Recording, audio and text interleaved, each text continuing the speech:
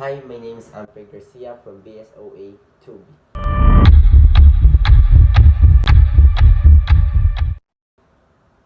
Sa elementary childhood ko, ang pinaka-namiss ko is yung wala akong iniisip kundi anong lalaroin pagtapos ng klase. Walang problema sa homework o grades, basta puro saya at laro lang. Ang sarap balik-balikan ng mga panahon yun kung saan ang pinaka malaking inaalala mo lang is kung sino ang kakampi mo sa sipa, sa agawan base. Simpleng ano lang, simpleng saya at walang iniintindi kundi ang maging masaya kasama ang mga kaibigan sa paligid. Kahit paminsan-minsan may mga hindi pagkakunawaan, nag-aaway-away, ganyan. Pero madali lang naman itong, madali lang ito ayusin. Unting sorry lang, unting latasin mo na sila, gano'n.